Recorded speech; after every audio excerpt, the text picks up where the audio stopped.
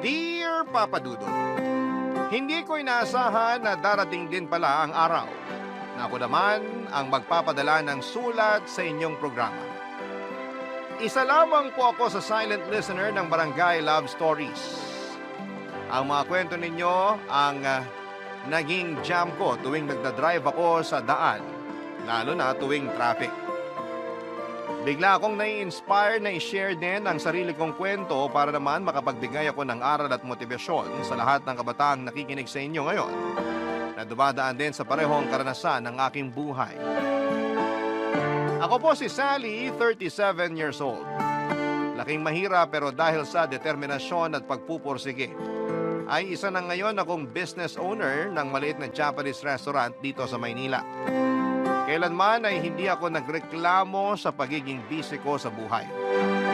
Sa katunayan, Papa Dudut, ay sobrang thankful pa nga ako dahil hindi ako nawawala ng pinagkakabalahan. Wala po akong karapatang magreklamo dahil ang buhay na tinatamasa ko ngayon ay ang buhay na araw-araw kong dinadalangin noong bata pa lamang ako. Lingid sa kalaman ng mga taong nakakakilala sa akin ay hindi naging maganda ang buhay ko noong bata pa lamang ako. Poorest of the poor kung maituturing ang estado namin, kasama ang nanay kong si Melba. Sa squatters area lamang kami nakatira noon. Wala kaming sariling gamit sa bahay, walang kuryente at ni palikuran ay wala kami. Wala akong kinalakhang ama. Pero ang kwento sa akin ng nanay Melba ko ay iniwan kami ng tatay ko noong 2 years old pa lamang ako. Dahil mas pinili niyang sumama sa ibang babae kesa panindigan kami.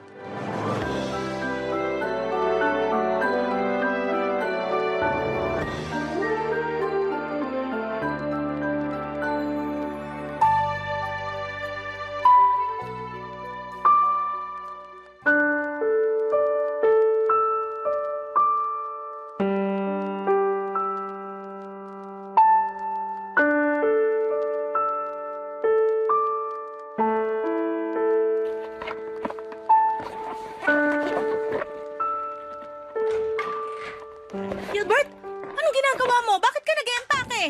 Aalis na ako rito. Ano? Saan ka naman pupunta? Hindi mo na kailangang malaman pa kung saan ako pupunta. Kailan ka naman babalik? Hindi mo yata naiintindihan yung sinabi ko. Aalis na ako. Hindi na ako babalik dito. Anong sabi mo? Paano si Sally? Iiwan mo siya sa akin? Bahala ka na sa kanya. Kung gusto mo siyang ipampon, ipampon mo siya. Wala na akong pakialam. Anong walang pakialam? Anak mo yun, Gilbert. Paano mo nasasabi ang bagay na yan? Hindi ko ginustong magkaanak. Alam mo yun. Aksidente lang yung nangyari. Ngayon, kung gusto mong alagaan yung bata, edi alagaan mo. Kung ayaw mo, ibenta mo na lang. Naririnig mo ba yung sinasabi mo? Oo, at malinaw yung mga sinabi ko. Tapos na tayo, Melba. At sa'yo na yung bata kung gusto mo. Paano mo nagagawa to? Dahil ba sa babae mo? Siya bang nagutos na iwan mo kami kaya ka nagkakaganito?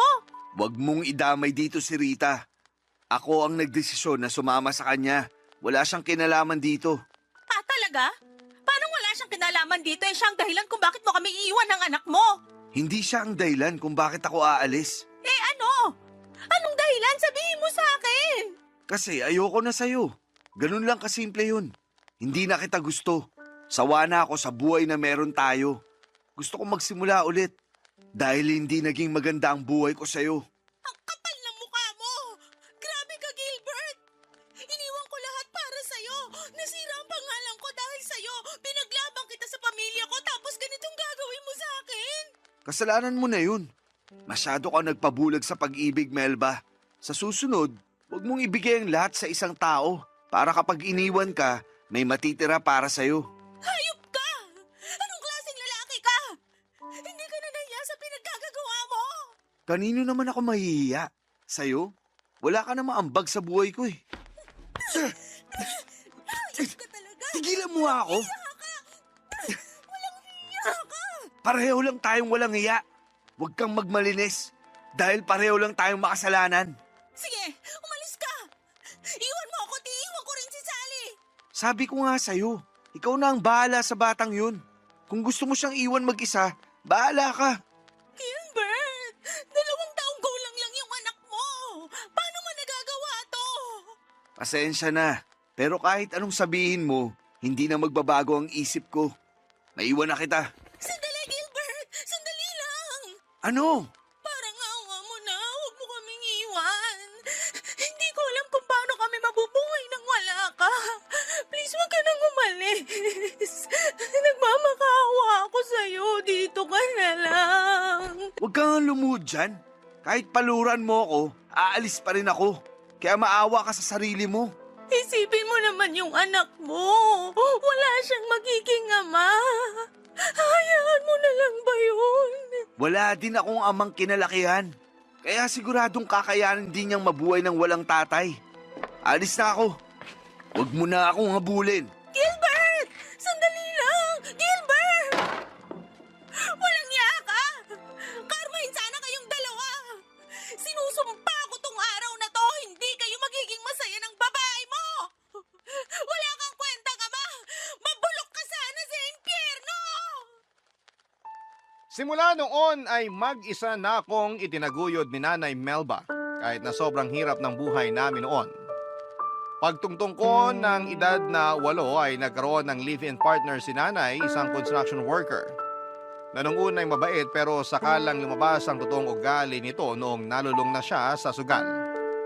Naging mapanakit ang boyfriend ni Nanay lalo na tuwing lasing ito. Halos gabi-gabi niyang sinasaktan si Nanay noon. At maging ako ay hindi nakaligtas mula sa malulupit nitong kamao. Halos 2 taon din naming tiniis ang pang-aabuso sa amin ng boyfriend ni Nanay, Papa Dudut. Hindi niya magawang iwan ang lalaki dahil malaki ang naitutulong niya sa amin pagdating sa mga gastusin namin sa bahay. Hanggang sa isang araw ay bigla na lamang ni-raid ng mga pulis ang bahay namin dahil nagtutulak pala ng droga ang kinakasama ni Nanay. Nakulong ang lalaki at simula noon ay hindi ko na ulit siya nakita pa sa buhay namin. Muli ay naiwan kaming mag-ina para harapin ang problema namin sa kahirapan. Papa Dudut, hindi ko makakalimutan kung gaano kahirap ang naging buhay namin noon. Hanggang ngayon ay ginagawa ko pa ring inspirasyon ng batang Sally na patpatin at laging umiiyak gabi-gabi dahil walang laman ng sikmura. Sa kabila ng buhay namin yon ay malaki ang pasasalamat ko kay Nanay Melba dahil hindi siya sumuko. Kahit wala kaming pera, ay pinilit niya akong pag-aralin para mapaghandaan ko raw ang kinabukasan ko.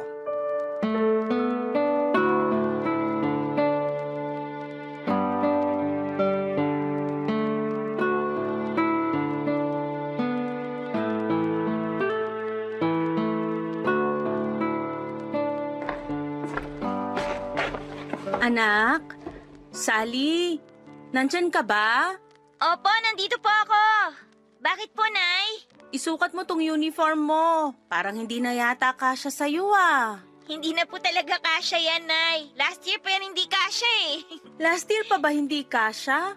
Eh ba't hindi mo sinabi sa akin? Sinabi ko naman po sa inyo noon eh, kaso sabi nyo wala pa tayong pambili. Kaya antayin ko na lang matapos yung pasukan para makabili tayo ng bago kapag grade 4 na ako. Ganun ba? O siya sige, gagawa natin yan ng paraan. Ang tanong, meron na po ba kayong pambili ng bago kong uniform? Siyempre naman, may naitabi akong pera dyan para sa uniforme mo. Yung totoo po, Nay. Wala na nga tayong pambili ng bigas eh. Uniform pa kaya? Wala ka bang tiwala sa nanay mo? Hayaan mo, bukas na bukas, may uniform ka na. Nay, 10 years old na po ako. Alam ko na po na mahirap lang tayo. Alam kong wala tayong pera na pambili ng bagong uniform. Kaya wag niyo nang itago sa akin yung sitwasyon natin. Mahirap tayo, oo. Totoo yon. Pero hindi ibig sabihin no na hindi ko na kayang ibigay yung mga pangangailangan mo. Magtiwala ka sa akin, mabibigyan kita ng bagong uniform bago magsimula ang pasukan. Matagal pa naman eh, may 2 linggo pa kaya mapaghahandaan ko pa yan. Paano po kung tumigil na lang kaya ako sa pag-aaral?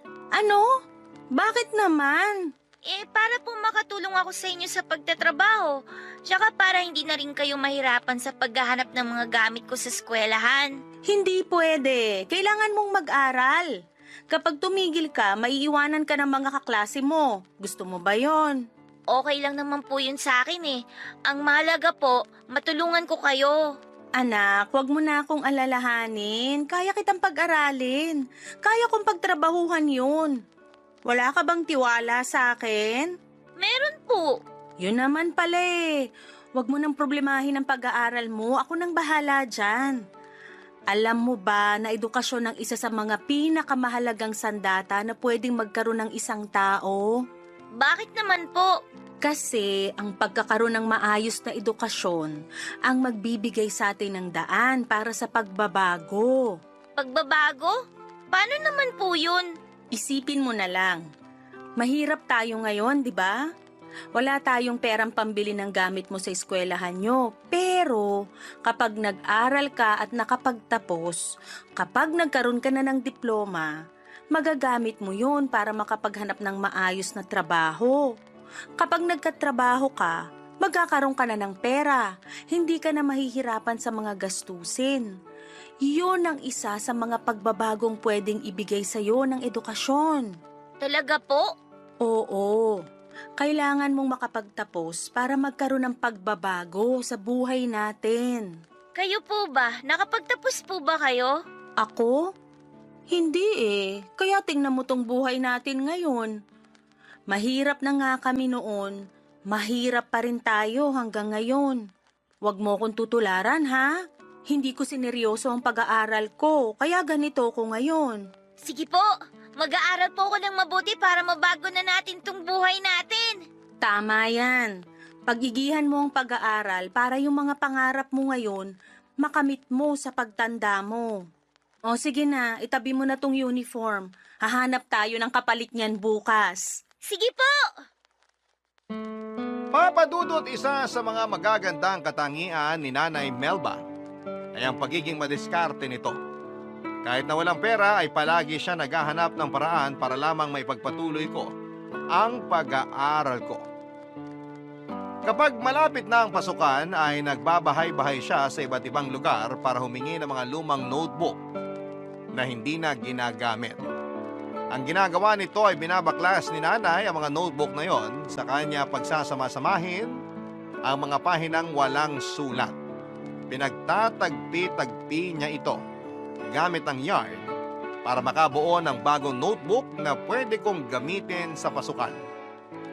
Pagdating naman sa uniform ay kinakausap ni Nanay ang mga graduate na mula sa eskwelahang pinapasukan ko para hingin ang mga uniforme nila na hindi na nila gagamitin pa. Ganon din pagdating sa mga sapatos at bag. May mga mabubuting loob naman na nagbibigay tulong kay Nanay at malaki ang pasasalamat ko sa kanila dahil naging parte sila sa success na meron ako sa ngayon. Papadudot kung ang mga kaklase ko noon ay puro brand new ang gamit tuwing nagsisimula ang pasukan. Ako'y pawang pinaglumaan ang gamit ko.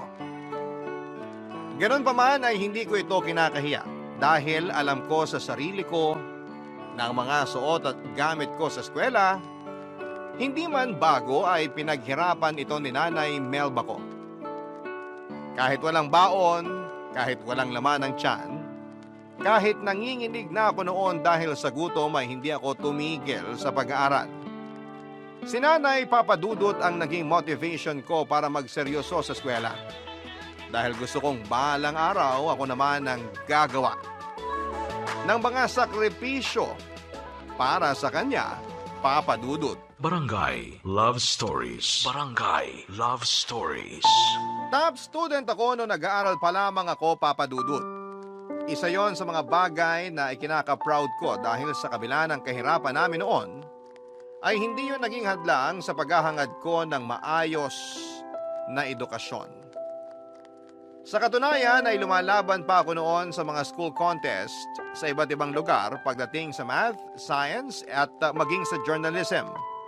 Paborito ako ng mga teachers ko noon dahil masipag akong bata.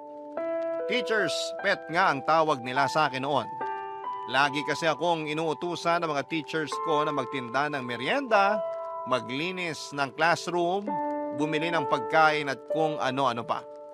Kapalit noon ay nakakalibre ako ng merienda at minsan ay inaabutan din nila ako ng kaunting pera. Payakman na maituturing ang pamumuhay namin noon ni Nanay Melba. Masasabi kong masaya pa rin naman ang naging kabataan ko. Kapag walang pasok ay tinutulungan ko si Nanay na magbenta ng gulay. Pagsabit naman ng hapon ay nangangalakal kami. Kada weekends naman ay tumatanggap si Nanay ng labada at naging bonding time na namin noon ang pagkusot ng mga damit. Ambisyosa akong tao, Papa Dudut, at yon ang nag-push sa akin para abutin ang mga pinapangarap ko sa buhay. Lahat ng pwedeng pagkakitaan ng isang bata ay pinasok ko na sa kagustuhang makatulong kay Nanay. Alam ko kasing hirap na siya noon. May mga gabi na kung kailan akala niya itulog na ako, lagi ko siyang napapakinggan na humihikbi dahil na rin siguro sa pagod at hirap ng buhay.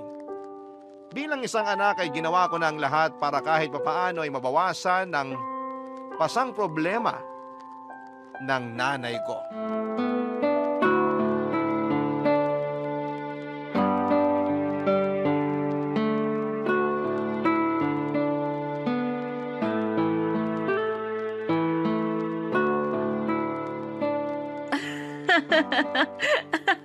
Oh, eto. Hulaan mo kung ano tong anino na ginagawa ng mga daliri ko. Ano po yan? Hindi ko po masyado makita eh. Tapat niyo po yung kamay niyo sa may kandila para mahulaan ko. Oh, ayan. Nilalapit ko na. Nakikita mo na ba kung ano yan? Dinosaur? Hindi. Ano po yan? Aso. Ayan yung tenga, oh. Tapos, itong hindi liit ko yung dila. Parang hindi naman po aso yan eh. Nay, bakit po pala hindi na bumalik yung kuryente natin? Ayaw na tayong pakabitin ng kapitbahay natin eh. May nanghuhuli na raw kasi. Hayaan mo, kapag nakapag-ipon ako ng pera, magpapakabit ako ng sarili nating kuryente. Eh, paano po ako makakagawa ng assignment niyan? Dito ka na muna sa may kandila. Maliwanag naman eh. Kapag po ako lumaki na tapos nagkatrabaho, magpapakabit po ako ng maraming ilaw dito sa bahay para po maliwanag. Aba, magastos yun sa kuryente. Kahit na po. Nakakatakot kasi kapag madilim eh. Baka po mamaya may sumilip na multo dyan sa may bintana. Naku, tinatakot mo lang sarili mo. Hindi naman totoo ang multo eh. Basta yun po ang bibiling ko kapag may trabaho na po ako. Iba ka rin ano? Ano pa? Ano pa yung mga pangarap mo na gusto mong gawin pagtanda mo? Marami po. Kapag po may sarili na tayong bahay, gusto ko po magpagawa ng swimming pool. Tapos po, gusto ko rin bumili ng relo. Yung pong katulad sa kaklase ko, yung relo po na may calculator. Calculator? Bakit mo naman kailangan ng calculator? Eh magaling ka naman sa math. Eh basta po, ang ganda po kasi nun eh. Ano pa? Anong trabaho naman ang gusto mong gawin? Kapag nakapag-college ka na, anong kurso yung kukunin mo? Gusto ko po doktor. Doktor? Bakit naman yun ang napili mo? Eh kasi po, gusto ko pong tumulong sa mahihirap na hindi po kayang magpa-ospital. Di po ba yung anak ng kapitbahay natin namatay daw po kasi ayaw po nilang itakbo sa ospital kasi daw wala po silang pambayad. Oo. Nagkaroon ng pneumonia yung bata tapos ayaw ipagamot sa ospital kasi malaki daw yung sinisingil. Kaya sa bahay na lang siya ginamot. Mga ganong tao po yung mga gusto kong tulungan, Nay. Yung mga tulad natin na mahihirap lang. Ang bait mo namang bata. Iniisip mo pa talaga yung makakatulong sa iba. Mabuti yan. Basta pag-igihan mo lang ang pag-aaral mo, magiging mabuti at magaling na doktor ka rin paglaki mo. Eh kayo po, Nay, ano po bang pangarap nyo nung bata kayo? Ako? Gusto kong maging teacher noon pero dahil nga hindi ko natapos yung pag-aaral ko, hindi ko naabot yung pangarap kong yun. Sayang naman po. Maliban sa maging teacher, ano pa po yung pangarap niyo noon? Ano pa nga ba? Wala naman na. Ang gusto ko lang naman talaga noon magkaroon ng masaya at tahimik na pamilya. Yung kahit hindi mayaman, pero hindi naman naghihirap na tulad natin ngayon. Basta yung simpleng pamilya lang, buo, masaya, tahimik, puno ng pagmamahal. Ganun lang kasimple yung pangarap ko noon. Ako na lang po ang bubuo ng pangarap niyong yan, Nay. Ako po yung magbibigay sa inyo ng masayang pamilya. Kapag po nakaahon na tayo sa hirap, gagawin po natin lahat ng gusto nating gawin para po maging masaya tayo kahit po dalawa lang tayo. Talaga ba? Oo naman po! Kaya katulad po ng sinabi nyo, pagbubutihin ko po talaga yung pag-aaral ko po para sa inyo. Maganda yan. Sana patuloy kang bigyan ng inspirasyon ng mga pangarap mong yan. Basta magtiwala ka lang sa Panginoon. Maaabot din natin ang mga nais natin pagdating ng panahon. Papa Dudut, marahil noon ang mga pangarap ko noong bata pa lamang ako ay parang napaka-imposibleng mangyari. Masyadong matayog. Ang mga kahilingan ko sa buhay na mahirap kamtin, lalo na sa estado namin noon, pero hindi ko ginawang hadlang ang kahirapan para abutin ang mga pangarap na yon. Papa Dudut, kung mahirap na ang buhay namin noon, mas humirap pa ang mundo namin nung patuloy na sinubok ang tatag naming mag-ina. 15 years old ako noon nung biglang dinapuan ng malubhang sakit si Nanay Melba. Nagsimula ang lahat sa isang simpleng ubo at akala namin ay simpleng lagnat lang ang dumapo kay Nanay dahil maulan noon at ilang beses naulanan si Nanay. Pero ang ubong yon ay hindi na naalis-alis pa. Sa halip kasi na bumili ng gamot ay mas pinili na lamang ni Nanay na gastusin ang kakarampot nitong pera sa pagkain. Hanggang ang ubo nito ay lumala ng lumala. Ang payat nitong katawan ay lalong nangayayat. Bumagsak ang katawan nito pero kahit na ganoon ay hindi tumigil si Nanay.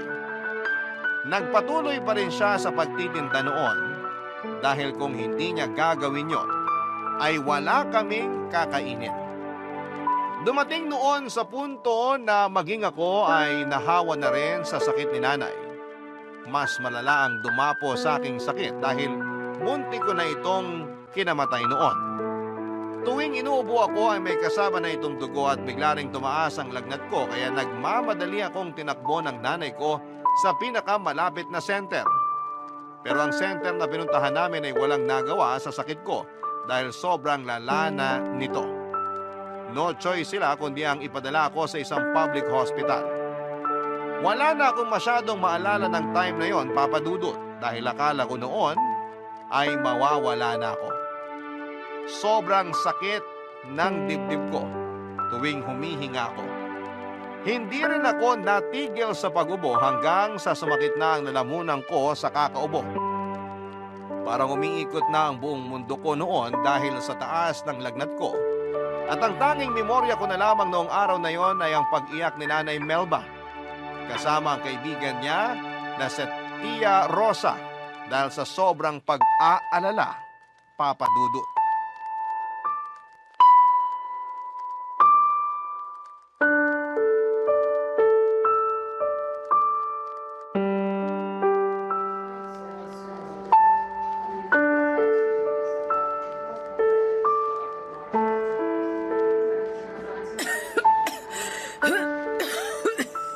Melba, ikaw rin. Magpatingin ka na kaya.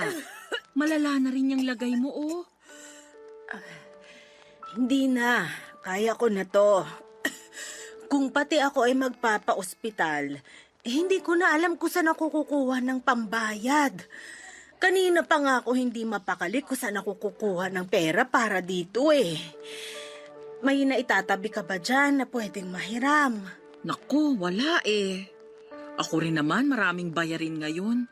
Walang-wala rin ako ngayon eh. Ganun ba? Paano na kaya to? Huwag mo nang problemahin yon. Ang isipin mo na lang muna ngayon ay yung kalagayan ninyong mag-ina. Kaya nahawa yung anak mo dahil dyan sa pagpapabaya mo eh. Dapat nung una pa lang, ipinagamot mo na yung sakit mo. Tingnan mo, mas lumala tuloy. Hindi ko naman alam na aabot sa ganito yung sitwasyon namin eh. Magpatingin ka na rin para mabigyan ka na nila ng gamot. Huwag mo nang alalahanin yung gastos. Maya-maya, may darating ng tulong. Tulong? Saan naman manggagaling yung tulong na sinasabi mo? Ganito kasi yun eh. Pasensya ka na kung pinangungunahan kita ha. Pero tinawagan ko kasi si Gilbert. Si Gilbert? Bakit mo naman ginawa yun, Rosa? Nag-aalala na rin kasi siya sa inyong mag-ina eh. Wala naman akong maipahihiram sa iyong pera. Kaya ako na mismong humingi ng tulong kay Gilbert. Alam ko naman na kahit magkamatayan, hindi ka lalapit sa lalaking yun. Kaya ako na ang kumausap sa kanya. Rosa, hindi ko kailangan ng tulong ni Gilbert. Isang tabi mo na lang muna ang pride at galit mo sa tao. Kailangan niyo si Gilbert ngayon. Kailangan siya ng anak mo. Rosa, Melba, O ayan na pala si Gilbert. Salamat naman at nagpunta ka agad dito. kumusta na si Sally? Inadmit na siya ng mga doktor. Malala raw ang lagay niya eh. Pero nasalina na siya ng gamot. Ang sabi ng doktor, tuberculosis daw ang sakit niya. TB? Paano naman nangyari yun, Melba? Bakit mo naman pinaabot sa ganito kalala ang sitwasyon niyo? Hindi ko naman alam na TB na pala tong nararamdaman ko eh. Huwag na kayong magsisihan. Ang mabuti pa, kausapin mo tong si Melba na magpa-admit na rin dahil ang tigas ng ulo. Ayaw niyang magpatingin sa doktor. Hindi ka pa ba nila nasi-check up? Hindi na kailangan. Hihingi na lang ako ng gamot. Mawawala na rin to. Magpatingin ka na sa doktor. Hanggang ngayon talaga, ang tigas pa rin ang ulo mo. Wala akong pambayad sa doktor. Kaya... Huwag mo nang problemahin yan. Ako nang magbabayad sa mga gagastos ninyo rito. Ang malaga ay gumaling si Sally, pati na rin ikaw. Hayaan mo. Mag-iipon ako ng pera kapag gumaling ako. At babayaran ko lahat ng magagastos mo rito sa ospital. Hindi mo na kailangang gawin yan. Isa lang naman ang hiniling kong kapalit nitong pagtulong ko eh. Kapag gumaling na kayong dalawa, pakiusap ko lang na wag na kayong lalapit ulit sa akin. Hindi alam ng pamilya ko ang tungkol sa inyo. Kaya please lang, wag niyo na akong guluhin ulit. Naiintindihan mo ba yun, Rosa? Pasensya na talaga. Wala naman na kaming ibang matatakbuhan kung hindi ikaw lang eh. Sige na, ipacheck mo na yung kaibigan mo. Halika na, Melba. Magpatingin ka na rin para gumaling ka. Sandali, hindi pa kami tapos mag-usap ni... Halika na. Siya na nga raw ang magbabayad eh. Hayaan mo na lang siyang bumawi sa inyong mag-ina. Gilbert, maiwan ka na muna namin ha. Ipapatingin ko lang to si Melba bago pa siya makahawa ng iba. O sige, Kung gusto mong bisitahin yung anak mo, nasa isolation room siya. Magsuot ka na lang din ng face mask para hindi ka mahawa sa sakit niya. sige, salamat. Pupuntahan ko na siya. At ikaw naman, Melba. Doon tayo. Magpapatingin ka para mabigyan ka na rin ng gamot. Sulitin mo na itong kabutihang ibinibigay ni Gilbert. Dahil baka hindi na ulit ito mangyari. Oo na. Hindi na talaga ulit ito mangyayari. Nagkaroon pa ako ng utang na loob sa lalaking yun. Hindi yon utang na loob. Kabayaran niya yon sa pag-iwan niya sa inyong mag-ina. Kaya wag mo nang isipin yon.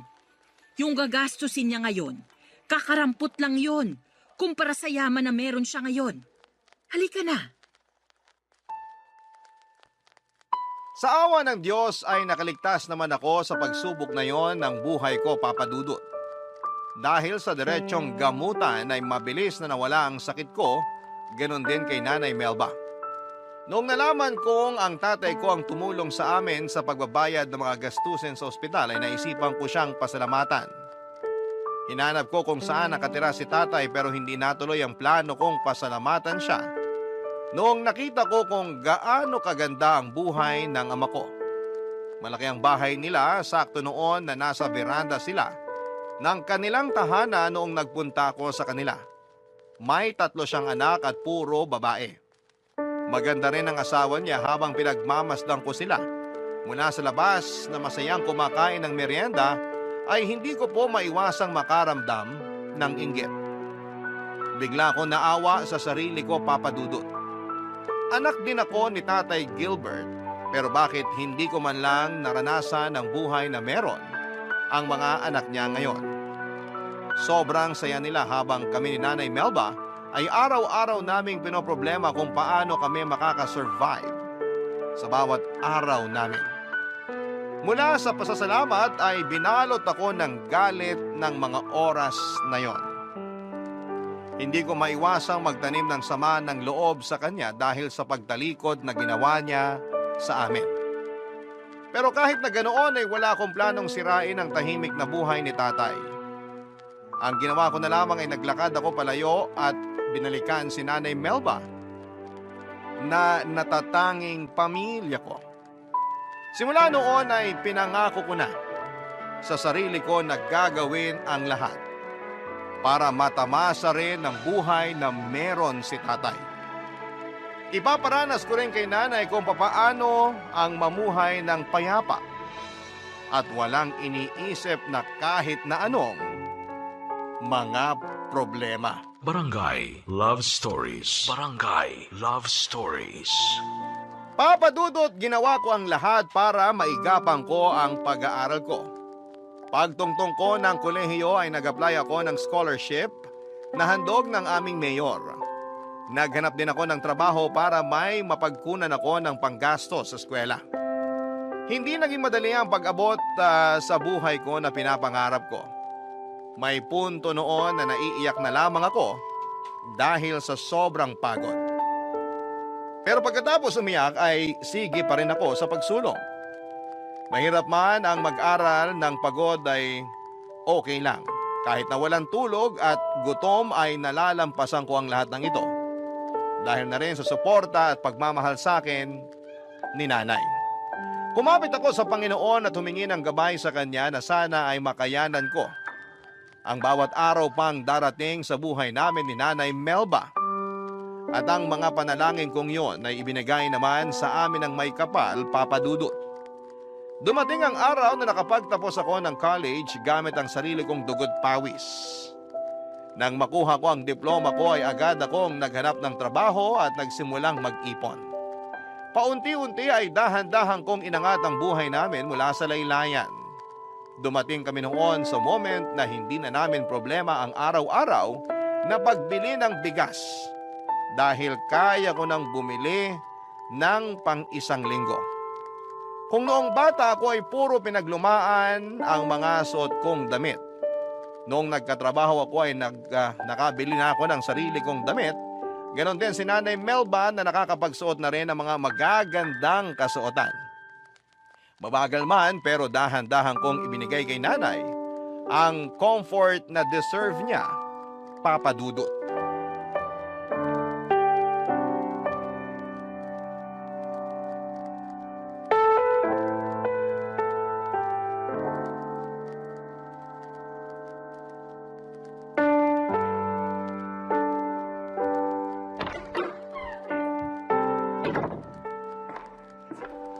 Anak, Happy birthday, nanay ko!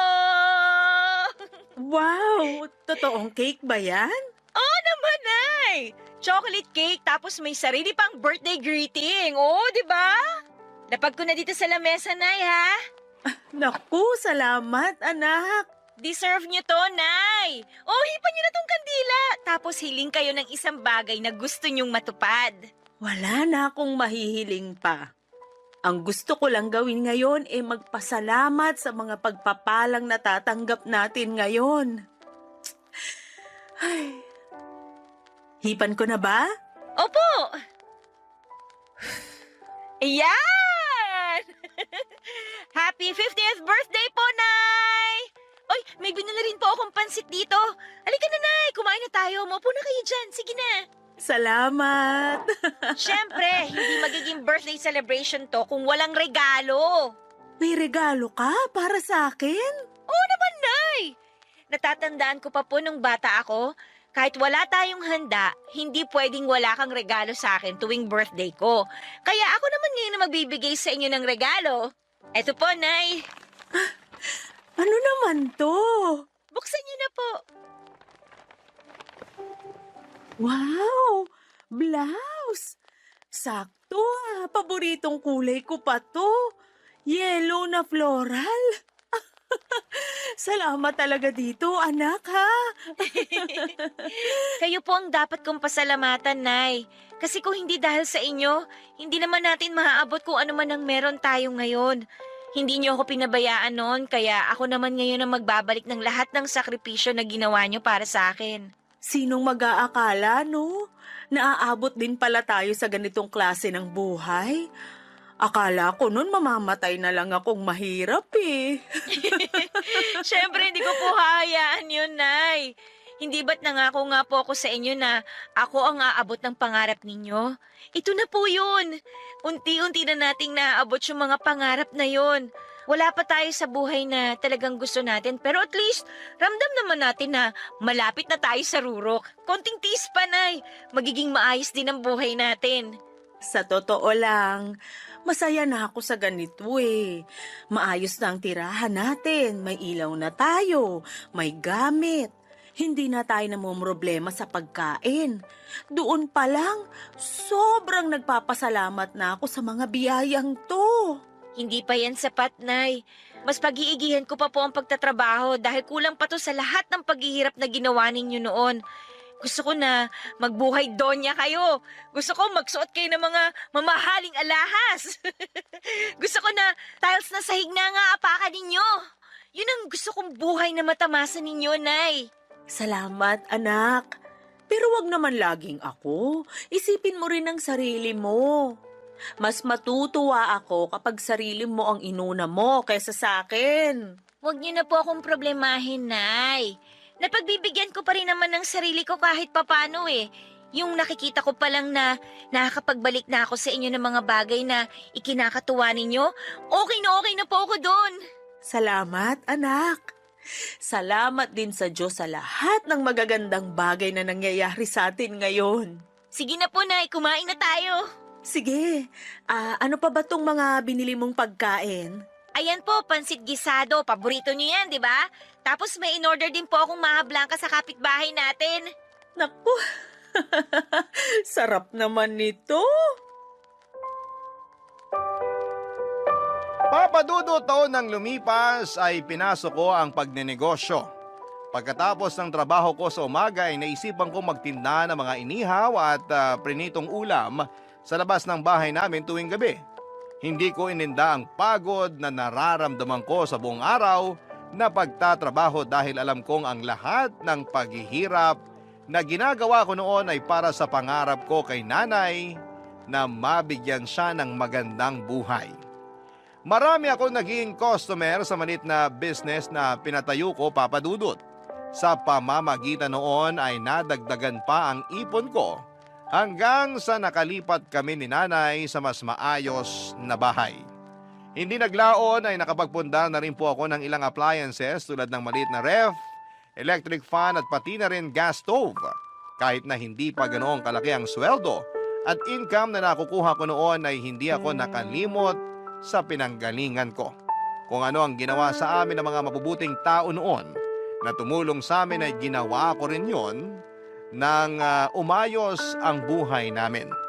Nagdo-donate ako sa simbahan ng maliit na halaga ng pera at tumutulong din ako sa mga kabataang kapuspalad hanggang sa isang karinderyang naisipan kong ipatayo.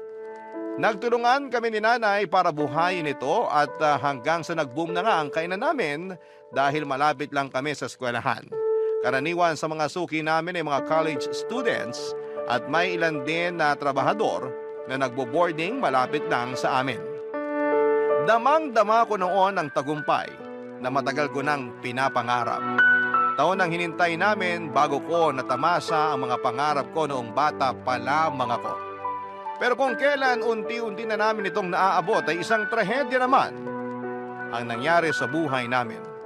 Nang mabangga ng pampasaherong jeep ang sinasakyan naming tricycle, Pauwi na kami galing palengke noon nang bungguin ng isang jeep ang sinasakyan namin ni Nanay Melba. Galos lang ang tinamo ko matapos akong yakapin ni Nanay. Siya ang sumalo ng impact ng banggang yon at yun na po ang kinasawin ng kanyang buhay. Papa Dudut.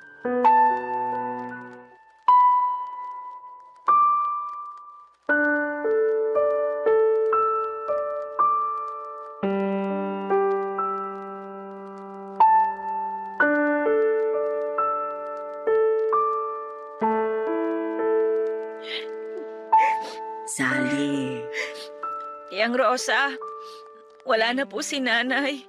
nakikiramay ako sa'yo. Hanggang ngayon, hindi ko pa rin po talaga matanggap na wala na po yung nanay ko. Mahirap talaga. Kailanman hindi natin matatanggap ang maagang pagkawala ng mahal natin sa buhay. Pero kung yun talaga ang kapalaran ng isang tao, wala na tayong magagawa pa dun. Ang dami ko pa pong pangarap para sa kanya eh. Hindi pa namin naaabot yung estado na ipinangako ko po sa kanya. Wala naman yan sa naging estado nyo sa buhay eh. Kung ako ang tatanungin mo, masaya na si Melba kahit noon pa kasi nagkaroon siya ng isang napakabuting anak na tulad mo. Aanhin ko pa po yung pagiging mabait kong anak kung hindi ko naman nasuklian yung mga paghihirap sa akin ng nanay ko. Tignan mo yung sarili mo ngayon. Maayos na ang pamumuhay mo.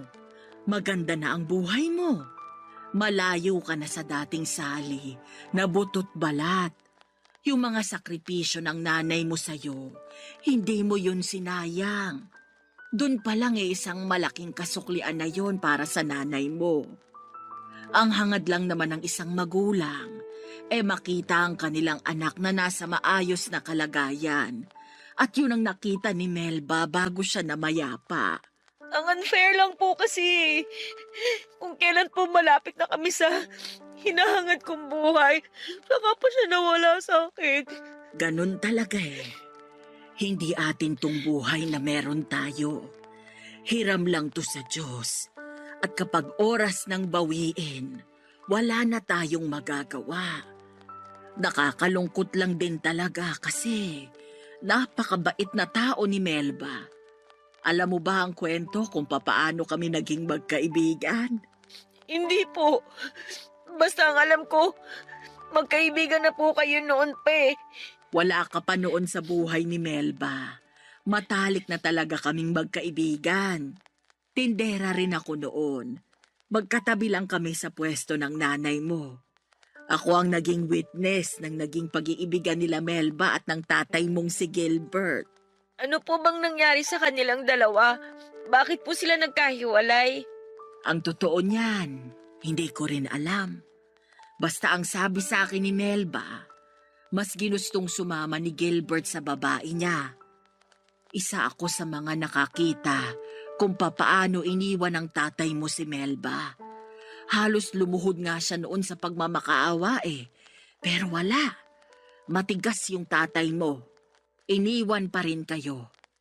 Simula noon, ako da yung naging sandala ng nanay mo.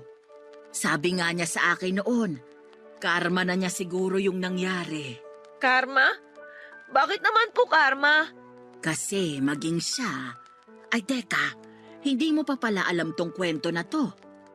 Hayaan mo na lang, huwag mo nang isipin yung mga sinabi ko. Hindi, sige po, tuloy niyo lang po. Karma? Bakit naman po kakarmahin si nanay? Paano ba to? Baka multuhin ako ng nanay mo kapag sinabi ko sa'yo to eh. Siyang Rosa, sabihin niyo na po. Nasimulan niyo na pong ikwento eh. Pero huwag kang magagalit sa nanay mo kapag nalaman mo ang totoo, ha? Ano po ba kasi yun? Bakit naman po ako magagalit kay nanay? Kasi ang totoo niyan, kabit rin ni Gilbert si Melba. Ano po? Kabit po si nanay? May asawa si Gilbert noon, si Salome. Siya ang totoong nanay mo, Sally. At hindi si Melba. Ha? Paano po nangyari yon? Sinasabi niyo po ba na hindi ko totoong nanay si Nanay Melba? Ganito kasi yung nangyari. Si Gilbert at si Salome, nagkaroon sila ng anak. Ikaw yon. Pero nung mga panahong yon, kinakasama na rin ni Gilbert si Melba. Saktong kapapanganak mo lang noon nung nalaman ni Salome ang totoo. Na-depress siya, dulot na rin siguro ng postpartum depression. Bigla na lang siyang tumalon mula sa ika-6 na palapag ng inuupahan yung bahay noon. Nung namatay si Salome, kinuha ka ni Gilbert at inako ka na ni Melba bilang totoong anak. Hanggang sa iniwan kayo ng tatay mo. Simula noon, si Melba na ang tumayong ina mo. Totoo po bang sinasabi nyo? Alam kong mahirap paniwalaan.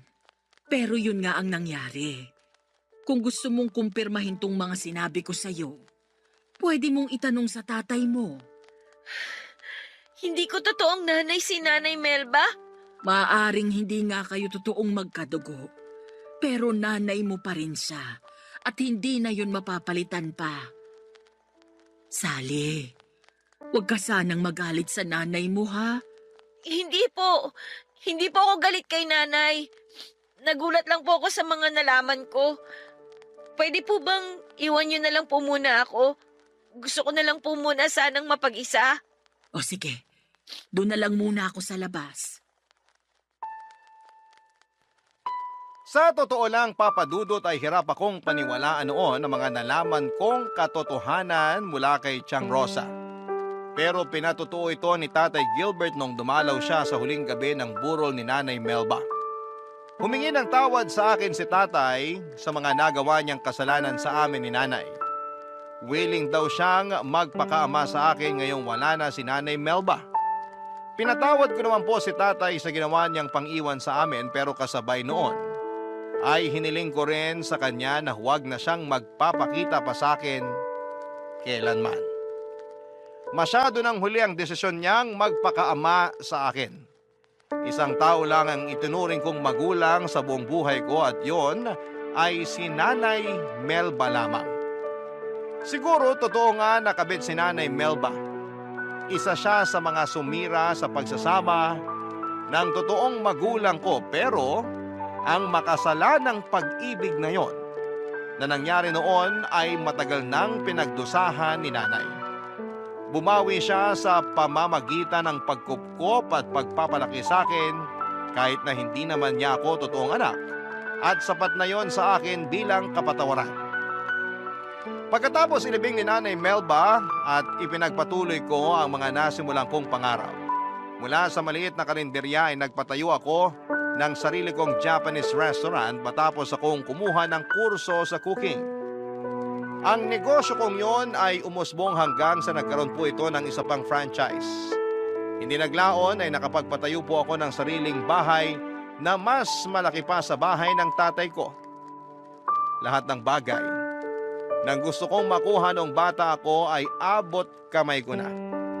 Ang mga pangarap ko noon na sa panaginip lang natutupad ay naabot ko na. Nakakalungkot lang na hindi na ito natamasa pa ni Nanay Melba na siyang pangunahing rason kung bakit ako naghirap na abutin ang mga pangarap na yon. Papa Dudut, dito na po nagwawakas ang storya ko. Maraming salamat po sa inyo. Ang inyong forever kapuso at kabarangay, Sally. Dear Papa Dudut, wala namang pinanganak na perpekto, kaya alam ko na lahat tayo ay nakaranas na magkamali sa buhay. Nandun yung malulugmok tayo sa mga pagkakamaling yon. Pero ang isa sa mga pinakamahalagang katangian na dapat nating taglayin ay kung paano bumangon at bumawi sa mga pagkakamali natin. Lalo na kung meron tayong tao na nasaktan. Yun din ang isa sa mga aral sa buhay na itinuro sa akin ng namayapa kong lola na masasabi kong dala-dala ko pa rin hanggang sa pagtanda ko.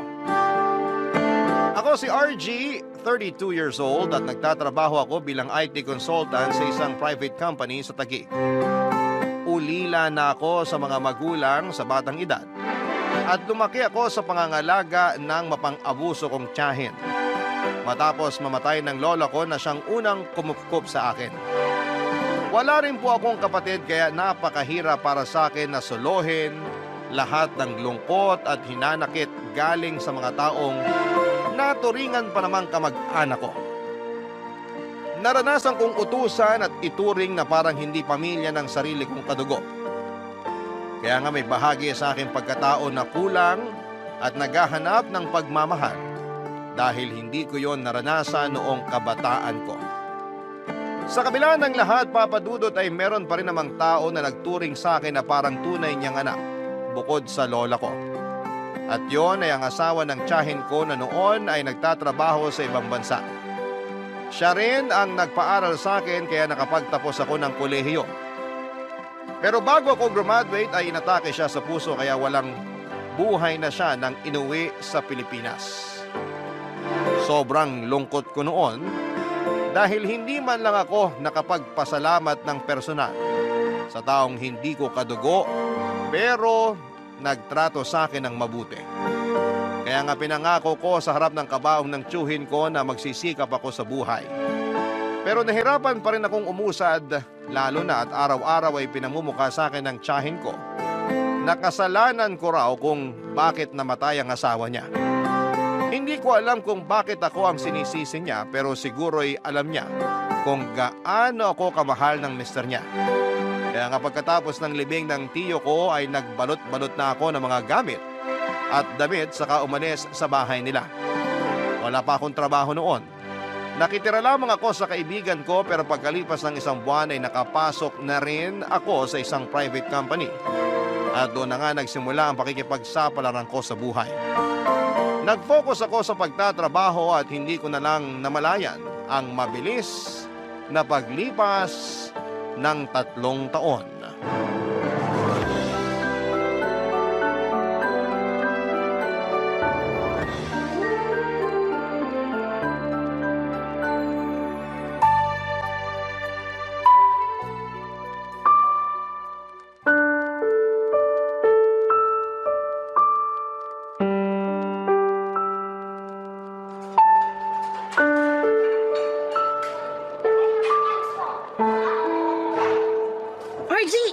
RG! Dito ako nakapwesto. Hi. Hello. Upo ka muna. Sige. Richelle, right? Right. Don't tell me nakalimutan mo na ako. Parang kagabi lang. Inuuwi. Pwede ba? Huwag mo na nga sabihin yan. Bakit? Nahihiya ka? Totoo naman. Sarap na sarap ka pa nga habang hinahalikan ako. Grabe, napapapikit ka pa nga ng mga mata habang sinisip-sip yung balat ko. Please, ayoko nang alalahanin pa yun. Bakit mo ba kasi gusto makipagkita sa akin? Tinatanong pa ba yun? Siyempre, kailangan mo kong panagutan. Ano ka mo? Panagutan? RG, ginalaw mo ko. May nangyari sa ating kagabi sa inuman ng katrabaho mo. Tapos kinabukasan, lalayasan mo lang ako? Sa lagay, ganun na lang yun? Pero kasi... Linawin ko lang na hindi ako bayarang babae. Paano kita pananagutan? Buntis ka ba? Hindi ko alam, pero malay mo, nabuntis mo na pala ako. Ano ba kasing gusto mong mangyari? Paano kita pananagutan? Gusto ko lang naman na magsama na tayo sa iisang bubong. I've heard na mag-isa ka lang na nagre-rent ng apartment mo. Baka gusto mo magkaroon ng roommate. Nasisiraan ka na ba?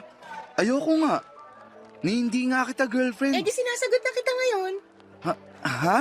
Sabi ko, sinasagot na kita ngayon. Kaya girlfriend mo na ako. Ngayon, pwede mo na ako ibahay. Ewan ko kung anong tinira mo para makapagsalita ka ng ganyan.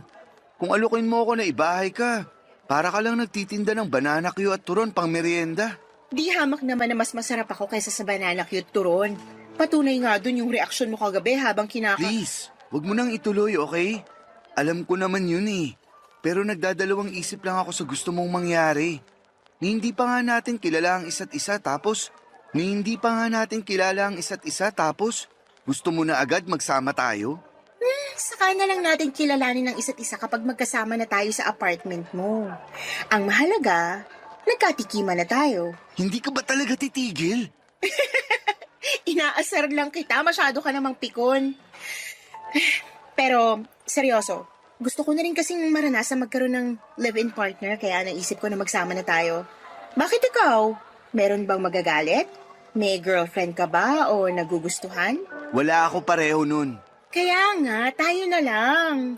Tsaka, alam ko naman na gusto mo rin. Ramdam ko yun. Nag-aalangan ka lang. Natural. Sobrang bilis kasi. Hindi kasi ako yung tipo ng babae na mahilig magpaligaw. Gusto ko live-in na kagad. Pangarap ko yun kaso di naman matupad-tupad. Kaya, iparanas mo na sa akin. Kung hindi tayo mag-workout, saka tayo maghiwalay. Kaya sige na, pumayag ka na. May trabaho naman ako, mag-aambag ako. Masipag ako sa bahay at masarap magluto. Pero, mas masarap ako sa kama. Ay, pwede bang pag-isipan ko muna? Sige, pero hanggang bukas lang. Ang iksi naman nun. Ay, mabagal ka lang magdesisyon kaya sana bilis-bilisan mo. So paano? Bukas ha? Umaasa ako na papayag ka para matikman mo ko ulit. Richel naman. Cute mo pala kapag namumula. Yan ang gusto ko. Papadudot na kilala ko si Richel sa isang inuman noong minsan akong sumama sa opisina ko na nag-birthday. Aaminin kong na love at first sight ako sa kanya kasi naman ay sobrang ganda niya. Balingkinita ng pangangatawan, makinis ang kanyang balat na parang kinulayan ng gatas sa puti. Kulay chestnut ang malago at mahaba niyang buhok at merong kissable lips. Natatandaan ko pa na naging tampulan kami ng tukso lalo na ng mga kaopisina ko matapos akong kindatan ni Richel. Doon na rin niya ako nilapitan at nakipagkilala siya sa akin. Nalaman kong nagtatrabaho siya sa isang BPO company, single katulad ko, and ready to mingle. Sobrang na-enjoy ko yung kwentuhan namin ng mga katrabaho ko kasama si Richel hanggang sa iserve na nga yung alak.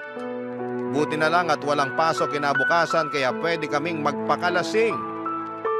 Game na game rin naman si Richel na nooy nakakandong na sa akin. At pinagsasalin ako ng inumin. Hindi ko malilimutan yung mabango niyang amoy na sigurado kong hahanap-hanapin ko. Basta ang natatandaan ko na lang ay pareho na kaming lasing nang yayain ako ni Richel sa isa sa mga bakanteng kwarto doon at doon nga ay may nangyari sa amin. Kaya nga laking gulat ko kinabukasan nang yayain niya akong ibahay ko na siya. Ni sa hinagap ay wala pa sa plano ko ang magkaroon ng kinakasama. 25 years old pa lamang ako noon. Alam kong sa buhay, may asawa ay wala akong kalam-alam. Kaya nga nung una ay naisip kong tumanggi sa plano ni Richel pero hindi na ako nakapalag noong binalandra na niya sa akin ang katawan niya. Tapos sobrang mapang-akit pa siyang tumingin at manalita. Kaya naman nadala ko. Napakagat-labi na lamang ako. At naisip kong wala namang masama kung subukan namin. Kinabukasan ay pumayag na ako na lumipat siya sa apartment ko at sa paglipas ng isang buwan, ay doon ko na nga siya unti-unting nakikilala, Papa Dudut.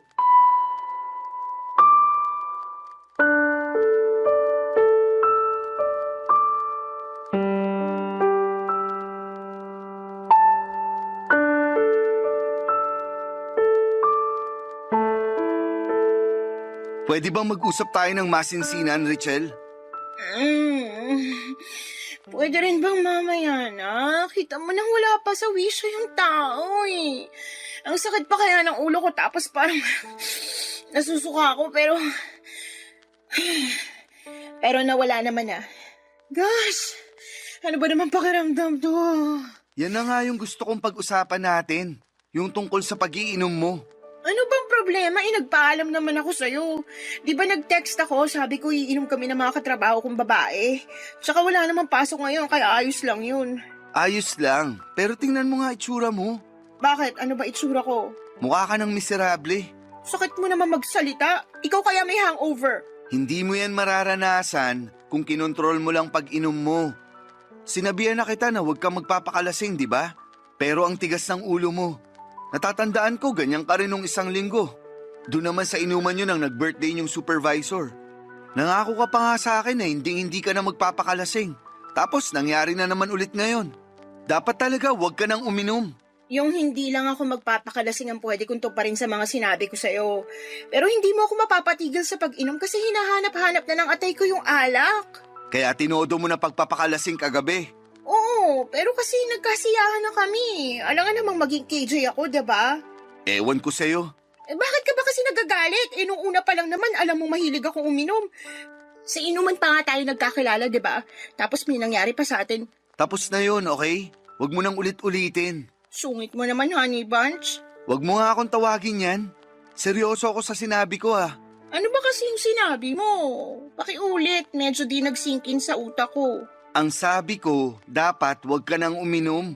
Ang sabi ko rin, imposible yon kasi hinahanap-hanap na ng atay ko yung alak. Tsaka, pagtatalunan pa ba natin yung tukol sa bagay na yun? Masakit na ang ulo ko, RG. Huwag mo na akong piliting gawin yung ayaw ko. Concern lang naman ako dyan sa atay mo. Baka magkasakit ka ng malala dahil sa ginagawa mo sa sarili mo. Oh, ang sweet mo naman. Concern ka pala sa akin. Seryoso nga ako. Huwag mo nga akong ganyanin. Na-touch lang naman ako eh. At na-appreciate ko yung concern mo. Pero huwag ka na mag-alala kasi matibay itong atay ko. Subok ko na to. Hindi to umaatras sa lahat ng hamon ng alak. Bahala ka. Ang tigas ng ulo mo. Ay naku, nakakainis ka naman eh. Imbis kasi na asikasuhin mo ako dahil may hangover na nga yung tao, sinisermonan mo pa ako.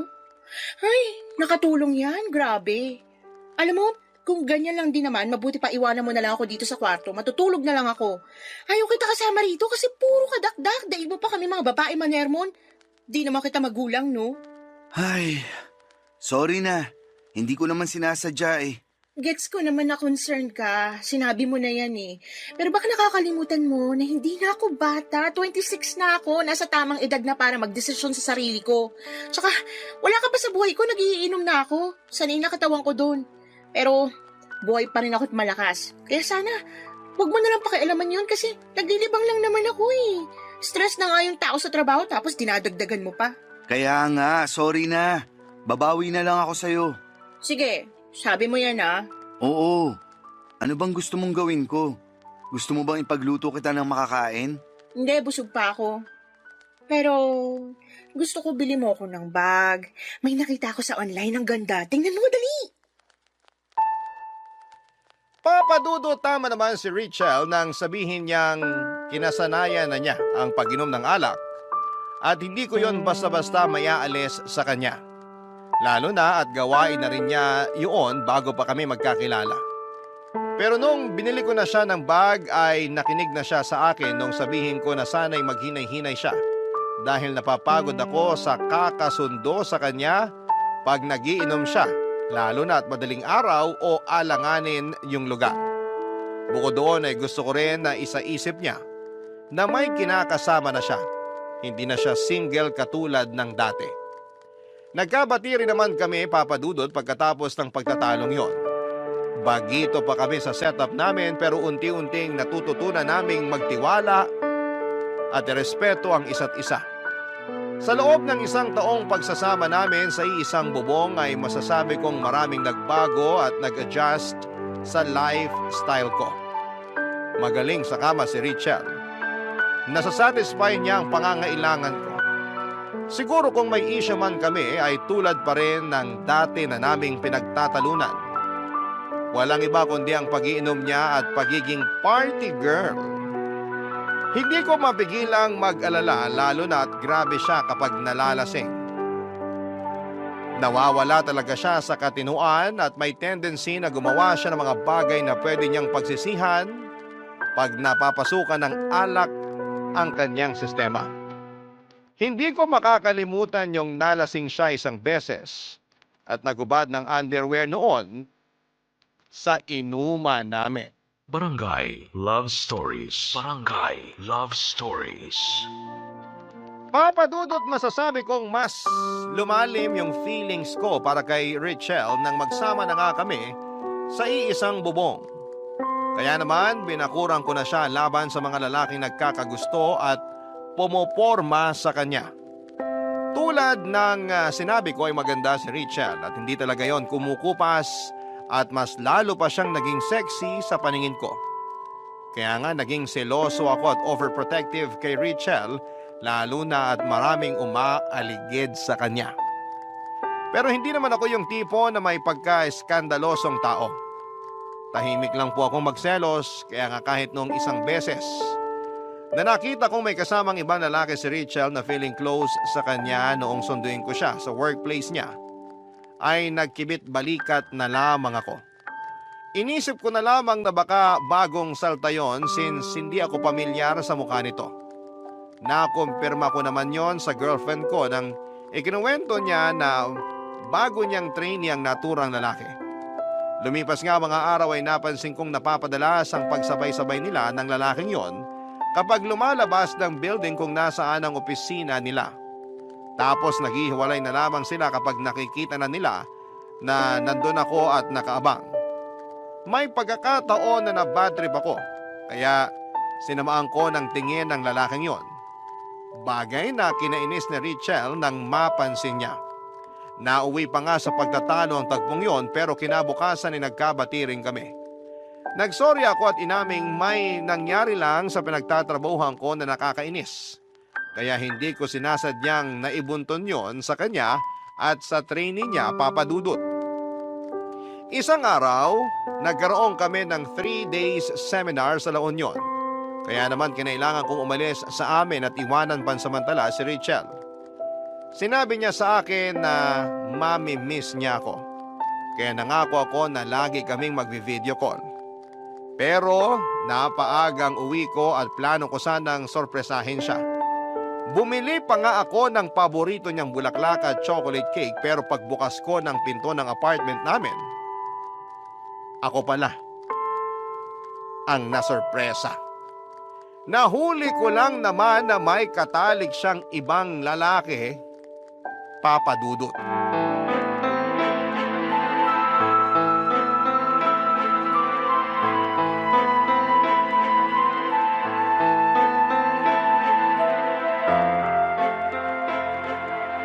Lintik naman, Rachel! Harap-harapan mo kung winalang hiya eh! Sorry na nga, RG. Hindi ko naman sinasadya eh. Anong hindi mo sinasadya? Dinig na dinig ko pa ungol mo habang nakapatong sa'yo yung lalaking yun. Tapos, dito niyo pa talaga ginawa sa apartment ko? Hindi na talaga kayo nahiya. Nadala lang naman kami ng bugso ng damdamin. Miss na kasi kita, kaya akala ko ikaw siya. Anong akala mong ako siya? Pwede ba? Huwag mo nang bilugin ulo ko. Dinadagdagan mo pa talaga kasalanan mo. Bakit di mo na lang sabihin na malandi ka? Sobra ka naman magsalita, RG. Nakakabastos ka na. Nababastusan ka sa akin? Ano pa kaya yung ginawa nyo ng lalaking yun? Hindi ba yung kabastos-bastos sa parte ko? Kaya nga humingi ako ng sorry. Tao lang nagkakamali. Ikaw ba perpekto? Hindi rin naman, diba? Hindi nga, pero di ako gumagawa ng ganyang klaseng bagay. Marunong ako mag-control, Rachel. Hindi katulad mo. Nawala lang ako sandali. Nangati ka na bigla, tapos nagpakamot ka na agad sa ibang lalaki.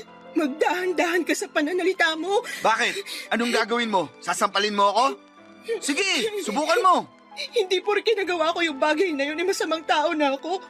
Ewan ko kung mahina ka lang umintindi o sadyang wala ka talagang utak eh. Nadala nga lang ako ng damdamin ko. Akala ko ikaw yun kasi miss na kita. Kayo nga mga lalaki pag natutuksot humingi ng tawad sa aming mga babae, pinapatawad namin kayo kasi mahal namin kayo. Pero pag kami, tingin nyo na agad Makati at ano pa, marumi? Ibang bagay naman yun. Hindi ako ang nakipagtalik sa ibang lalaki rito, kundi ikaw. Kaya wag mong ibalik sa akin yung kasalanan mo. At wag mo na rin subukang magpalusot. Dahil kahit anong sabihin mo, hindi na mabubura sa utak ko kung ano yung nakita ko. Ang kakapal ng mukha nyo. Dito pa talaga kayo nagmilagro sa pamamahay ko. Sana man lang, nagkaroon kayo kahit kaunting kahihiyan sa katawan. Lalo ka na. Sa kakasalanan mo pa rin naman dahil nagpakalasing ka na naman. Ilang beses na natin pinag-usapan yung tungkol sa pag-iinom mong yan. Pero hindi ka talaga nakikinig. Ang tigas ng ulo mo. Tapos isisisi mo sa alak yung kalandian mo? Wala ako nilalanding ibang lalaki pag hindi ako lasing. Anong wala? Halata namang close na close kayo nung lalaking yun. Kasi kung hindi, di ka rin magtitiwala sa kanya na ihatid ka rito sa apartment natin. Hindi mo siya patutuloyin dito at walang mangyayari sa inyo. Kaya sigurado ako na kahit di kayo lasing, gagawa pa rin kayo ng milagro. Sumusobra ka na sa mga sinasabi mo sa akin, ha? Hindi ako ganong klase ng babae, kaya wag mo akong pagsalitaan ng ganyan. Talaga lang ha? Pumayag ka nga may mangyari sa atin nung unang beses na nagkakilala tayo. Tapos sasabihin mo hindi ka ganong klaseng babae? Lokohin mo lelang mo, Richelle. Di ka lang malandi. Haliparot ka rin. Kapal ng mukha mo. Akala mo kung sino ka kung makapagsalita. Mas makapal ang mukha mo. Malandi ka.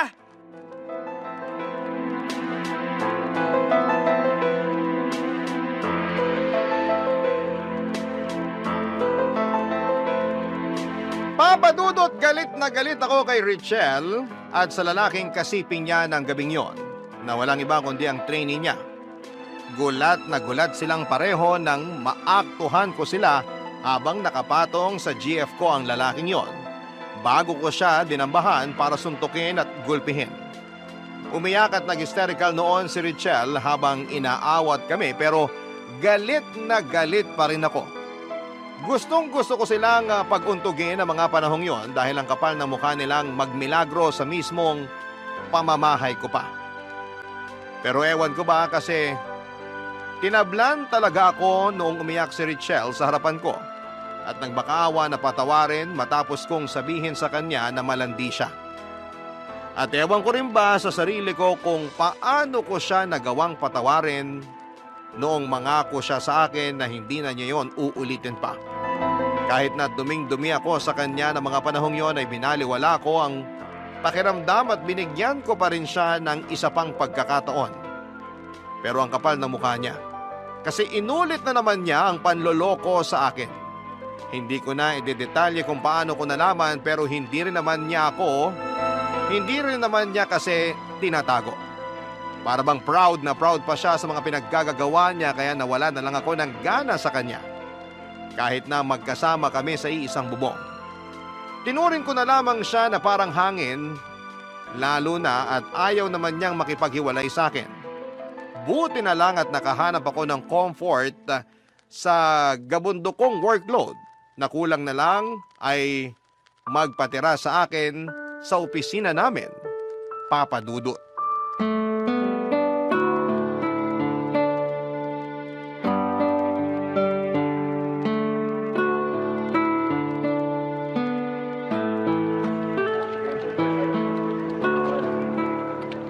Hi, Sir RG.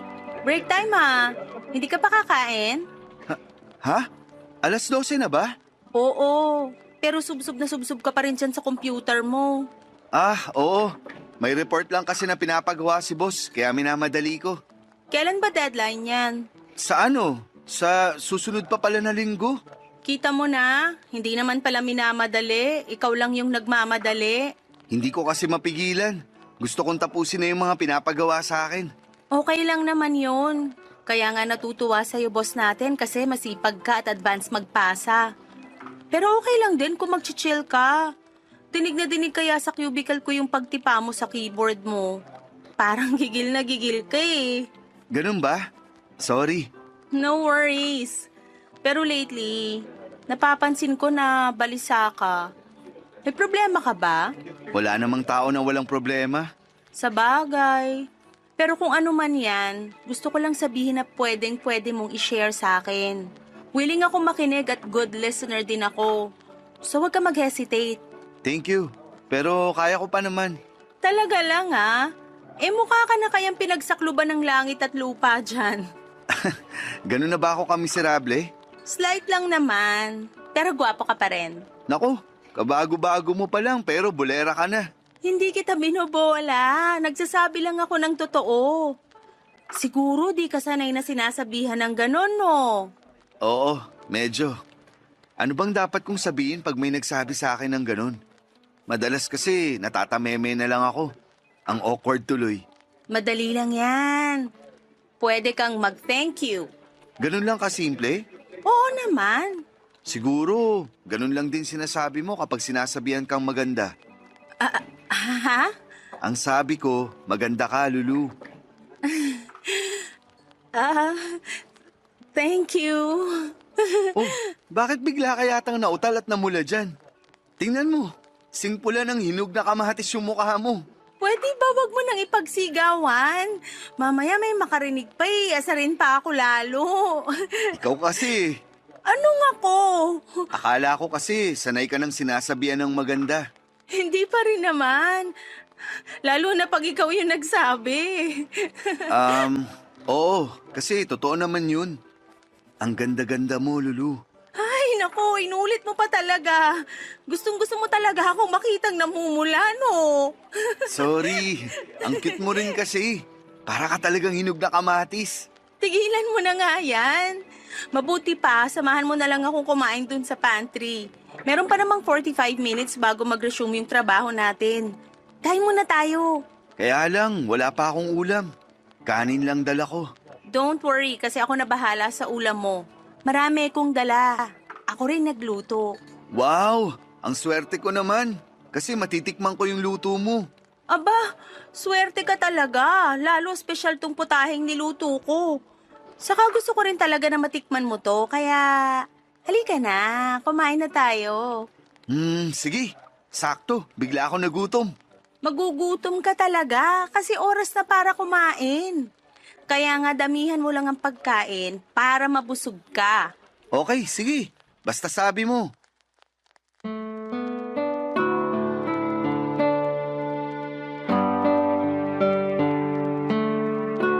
Baguhan lamang sa team namin si Lulu pero aminado akong nakuha na niya kaagad ang atensyon ko, Papa Dudut.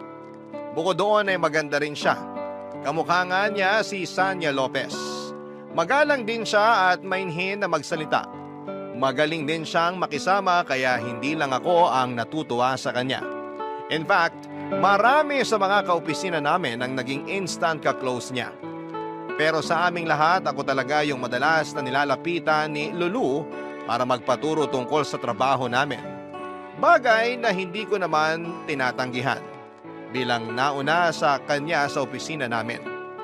Kaya bilang ganti ay palagi na niya akong nilulutuan ng mga paborito niyang putahe na naging paborito ko na rin kinatagalan.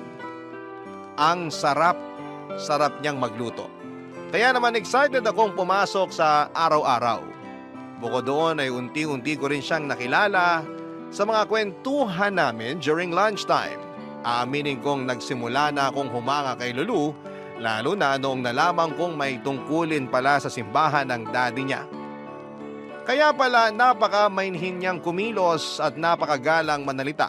At doon ko nga na-realize na malayong malayo siya sa kilos at sa pag-uugali ni Richelle, Papa Dudut. Barangay Love Stories. Barangay Love Stories. Papa Dudut, mahal ko si Richelle pero nang panahong yon ay unti-unti nang naaagaw ni Lulu ang atensyon ko. Suportado rin naman ang mga katrabaho ko ang pagiging malapit namin sa isa't isa dahil aware sila sa panloloko sa akin ng kinakasama ko. Sa katunayan ay nagsawa na sila sa kakapayo sa akin na makipaghiwalay na at huwag nang magpadala sa pagmamakaawa ni Richelle pag pinapaalis ko siya sa apartment. May nagsuggest pa nga na ipakaladkad ko siya sa mga tanod kapag nagmamatigas o di kaya ay ipablatter sa barangay. Pero hindi naman ako ganoon kasamang tao kaya hindi na yon aabot pa doon. Sa kabilang banda ay masaya ako sa closeness namin ni Lulu, Papa Dudut. Marami akong natutunan sa kanya tungkol sa buhay at sa ibang bagay na ginagawa niya outside our work. Doon nga ako nagsimulang mapaisip kung sakaling si Lulu ang unang nakilala ko kesa kay Richelle. Baka nasa mas maayos na disposisyon ang buhay ko. Mas nai-enjoy ko yung mga bagay na noong ko pa lamang nadidiskubre at hindi ako nakukonsumi. Lumipas pa nga mga araw at ramdam ko na hindi na lang ako ang may nararamdaman sa aming dalawa, Papa Dudut. Alam ko na may feelings na rin sa akin si Lulu at isang araw ay kinumpirma ko ngayon mula sa kanya.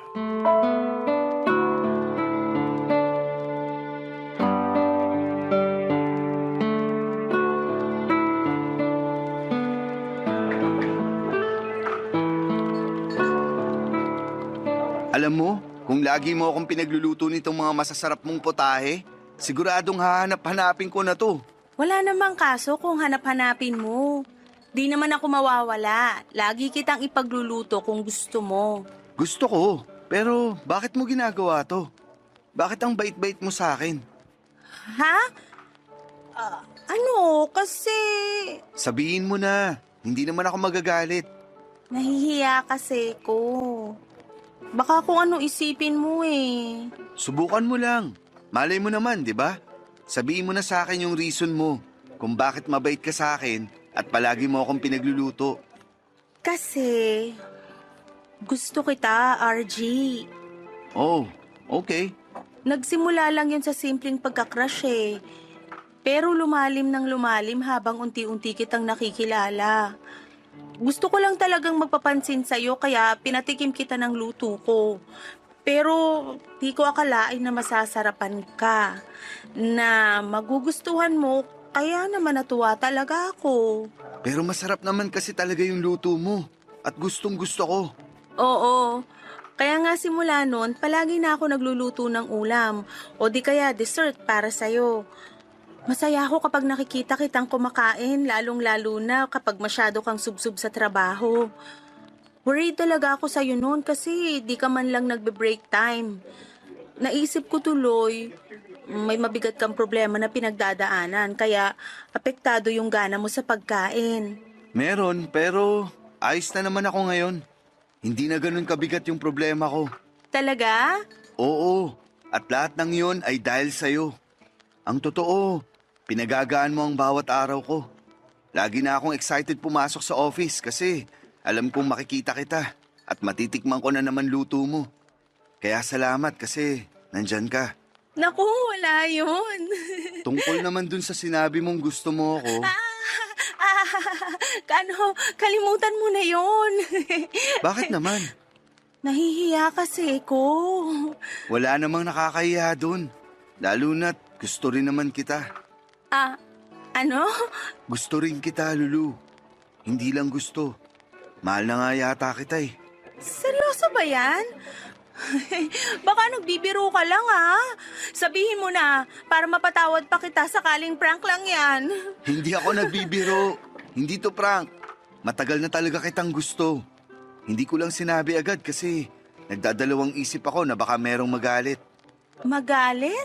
Oo, katulad ng boyfriend o manliligaw. Naku, wala ako nun. Saka kung meron man, hindi na ako titingin pa sa ibang lalaki. Kaso nga wala. Ikaw ba? Wala rin. Yun naman pala eh. What if ligawan kita? Pumapayag ka ba? Oo naman. Pero, what if wag na? Kasi ganun din naman yun. Anong ganun din naman yun? Sasagutin din naman kita, kaya i-advance na natin. Oo na agad ang sagot ko. Kung ganun, payag ka ng maging girlfriend ko? Oo, RG. Tayo na. Totoo ba yan? Hindi ako nananaginip ha? Hindi nga. Sige nga, purutin mo ako. Okay, sabi mo eh. Aray ko!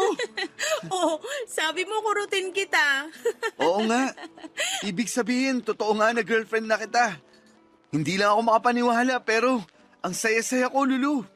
I love you so much. Maniwala ka na kasi totoo yun. I love you so much din, RG. Pwede ba kitang halikan? Oo naman. Habang nasa lunch break pa sila. Papa Dudut, ang totoo ay may bahagi sa akin na gustong makiganti kay Richelle nang maging kami ni Lulu. Pero kinain ako ng konsensya ko dahil napakabait na tao ni Lulu. Hindi niya deserve na lokohin at pagmukaing tanga. Kaya naman sinabi ko sa sarili ko na kailangan kong gawin ang tama. Doon nabuo ang desisyon ko na tuluyan ng makipagkalas kay Richelle sa ayaw at sa gusto niya. Hindi niyo naman ako masisisi kung bakit nawala na ako ng amor sa kinakasama ko. Mali ko lang siguro ang pumayag akong maging kami ni Lulu kahit na magkasama pa rin kami ni Richelle sa isang bubong. Doon pa lang niloko ko na si Lulu dahil wala siyang kamalay-malay na in a relationship ako. Pero plano ko na talagang tapusin ang lahat sa amin ni Richelle. Kaya lang ay nagmatigas naman siya. Ayaw din niyang umalis sa apartment ko kaya ako na lamang ang umuuwi sa apartment ni Lulu para makasama siya. Kabado ako na baka malaman niya ang tungkol kay Richelle pero buti na lamang at wala namang nagkukwento sa kanya sa opisina namin na may kinakasama na ako. Siguro alam din nila na deserve ko si Lulu at hindi na kami in good terms ni Richelle. Anumang reason nila ay thankful ako dahil suportado nila ang relasyon namin ni Lulu, kaya lang ay totoo nga ang kasabihan na wala pong lihim na hindi nabubunyag.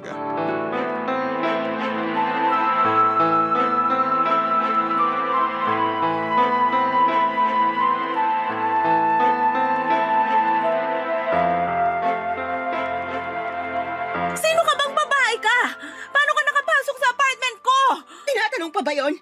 Siyempre, di mo naman nilak yung pinto nung sinusundan ko tong si RG. Halika rito, di pa ako tapos sa'yo. Huwag mong sasaktan si Lulu, Richelle! At bakit hindi mga agaw yan? Ahas, malandi. Kilala mo yung babaeng yan, RG? At bakit hindi niya ako makikilala? Ako lang naman ang girlfriend niya. Huwag mo sabihin na hindi mo alam yon. Pwede ba? Tumigil ka na, Richelle? Ayoko nga! Ayaw mo bang malaman ng babaeng yan na tayo talaga yung totoong magkarelasyon dito? Matagal na ako nakipaghiwalay sa'yo. Pero ikaw lang yung nagmamatigas. Sa'yo ako nga, bakit ba? Ayoko na rin sa'yo. Dahil sa paulit-ulit mong panluloko sa akin. Sa palagay mo, paano pa kita mapapatawad? Matapos mo akong saktan ng paulit-ulit. Tapos, ikaw pa ngayon may lakas ng loob na sumugod dito para mag-iskandalo? Sinaktan mo pa si Lulu. Nagawa ko lang naman yun kasi nagulat ako nung nakita ko kayo naghahalikan eh. Tapos nagalit ako. Dapat kasi ako lang yung hinahalikan mo, hindi ko sino-sinong babae. Sa lagay, ayos lang na umalik ka ng iba't ibang lalaki. Tapos ako hindi. Wala na akong iba. Tinapos ko na lahat sa amin kasi na-realize ko na ikaw yung mahal ko. Kaya bumalik ka na sa akin, RG. Umuwi na tayo sa bahay at magsimula ng bagong buhay. Handa akong kalimutan itong nangyari. Ako na lang ulit ang piliin mo. Hindi ako naniniwala sa'yo. Kasi nuknukan ka ng sinungaling. Ayoko na rin magkabalikan tayo. Dahil may mahal na akong iba. At si Lulu yun. Ano bang meron ng babaeng to na wala ako? Di hamak naman na mas maganda ako sa kanya. Tingnan mo nga yan, mas sexy pa ako dyan eh. Sabihin mo na yung gusto mong sabihin. Pero si Lulu ang pinipili ko. Kaya pwede ba? Simulan mo na mag-impake ng mga damit at gamit mo.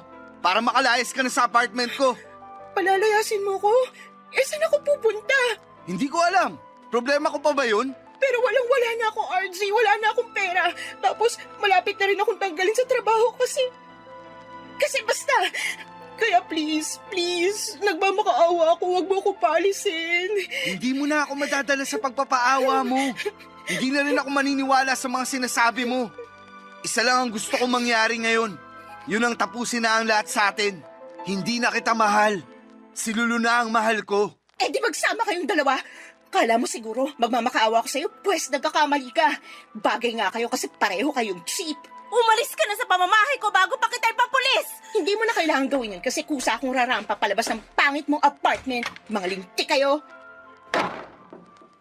Lulu, nasaktan... Ano bang hinihintay mo? Lumayas ka na rin sa apartment ko! Lulu, please. Magpapaliwanag ako. Hindi ko kailangan ng paliwanag mo dahil isa ka ring nuknukan ng sinungaling. Di ba tinanong kita kung merong magagalit pag naging tayo? Sabi mo wala. Kaya nagtiwala ako sa'yo pero biglang-bigla na lang may baliw na babaeng susugod sa apartment ko at mananakit sa akin.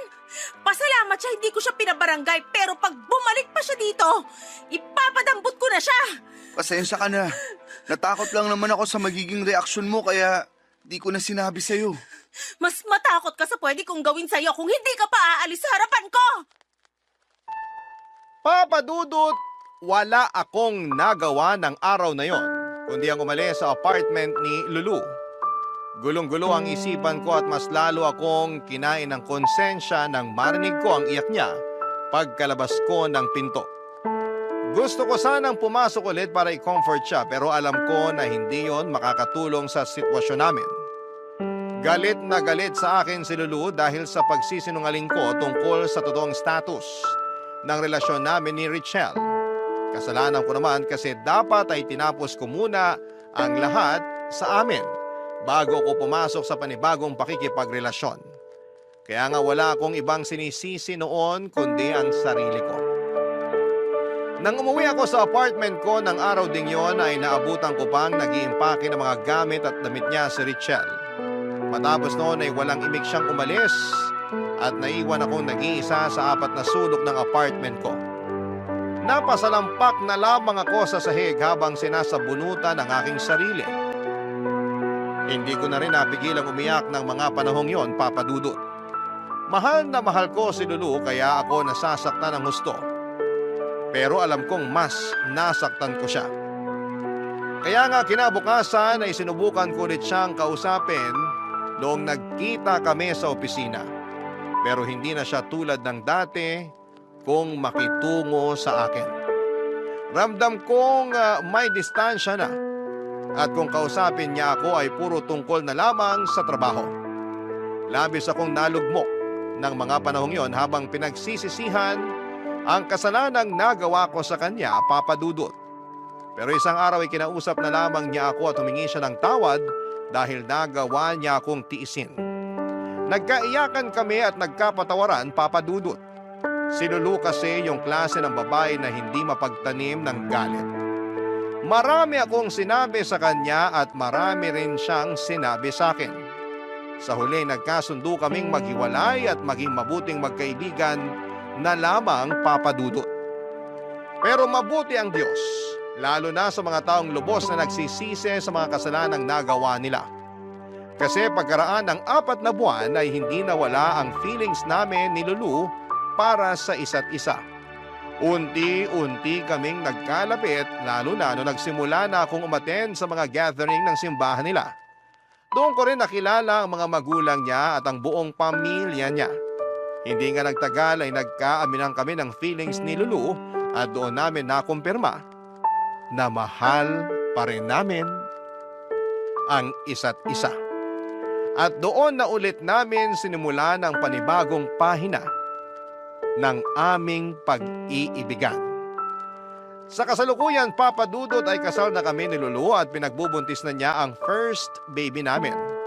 Walang pagsidla ng kasiyahan ko dahil nakilala ko na ang babaeng iniharap ko sa altar na siya ring makakasama kong bumuo ng aming pamilya. Mahal na mahal ko si Lulu at siya ang dahilan kung bakit kumpleto na ang pagkatao ko. Siya ang rason, Papa Dudut, kung bakit naranasan ko ng mahalin ng totoo at buong buo. Kaya naman pinapangako ko sa asawa ko na iingatan ko ang sumpaan namin sa altar, anuman ang mangyari at hanggang sa pagtanda namin. Hanggang dito na lamang po ang sulat ko at maraming salamat po, Papa Dudut, sakaling mapili po ninyong i-ere ang istorya namin ni Lulu sa Barangay Love Stories. Pareho rin po kaming avid listener ng inyong programa. God bless and more power sa inyong istasyon. Ang inyong forever kapuso at kabarangay, RG.